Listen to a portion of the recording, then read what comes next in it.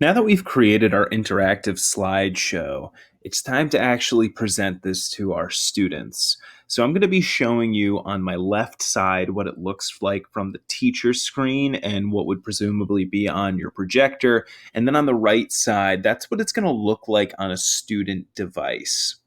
So the first thing you want to make sure you do at the beginning of a Pear Deck presentation is you want to make sure that when you are presenting your slideshow, you click on Present Lesson, this green button next to the pair, rather than the typical white button that you would hit, the white present button, to present a normal Google slideshow. That's really critical because if you don't hit that green button, it's not going to be interactive at all. Your students are going to kind of be looking at you strangely, and we're all going to have, one of those moments of panic. So hit present lesson, and it does its little loading thing, launching presentation, takes a moment.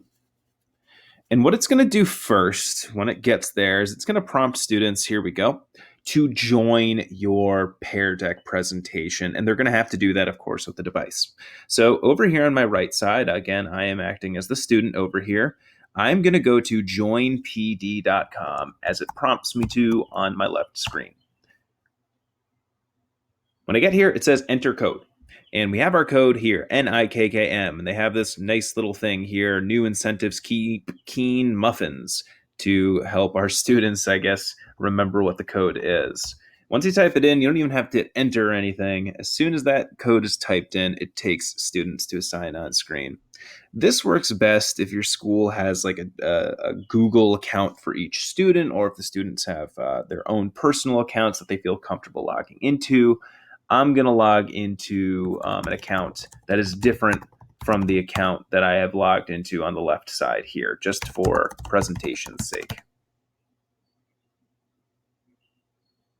Okay, so your students might need a moment, as I did, to get logged in. It asks them how they're feeling today. This information, it might be useful to kind of figure out if there are any outside variables impacting your students' performance. If they're not feeling so good, maybe they won't do so well. But of course, they don't have to answer this question. I'm feeling pretty good today, so I'm going to reflect that in my answer. All right.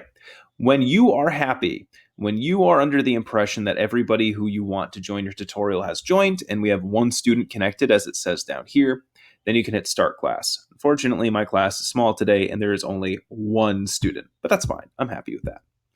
All right.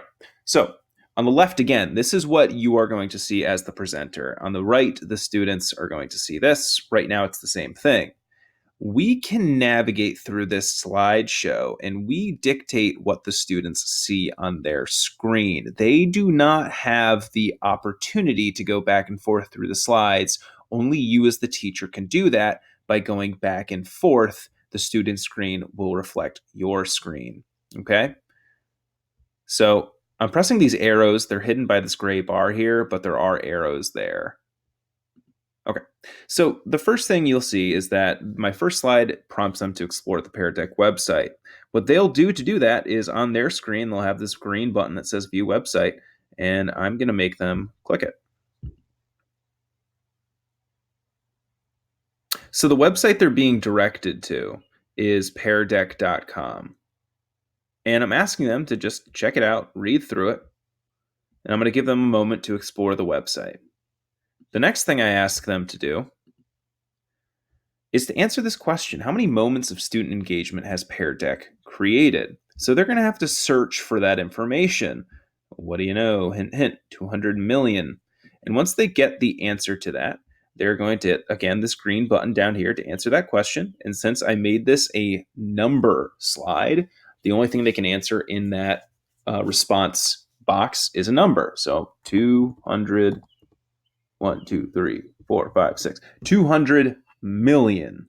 They don't have to enter or anything like that. Their response is locked in. They can edit it up until the point when we're done with this presentation.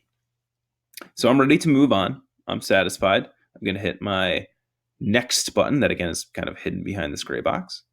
It says, what types of questions can we create in Pear Deck? And you've seen me create this question, so you already know the answer. All of the above. We could do all these things. They can go through and sift between whether they want to look at the question or their answer prompt here.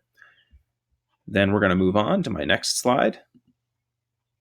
Pretend your friend was absent from class today. This is my closure activity. Write what you would say if you had to explain the lesson to your friend. So let's see what they would say. Let's fast forward to what they would have said.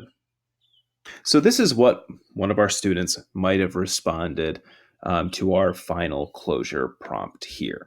Now, when you're finished and you're totally done, you would hit the end button here that would be on your screen, not on the student's screen. And when you hit end, we're just going to name this Pear Deck tutorial. Click Save and End Session. The students can give feedback on how they felt today's class went. Maybe they didn't like this one, but I think this guy did. So thumbs up. And that's it.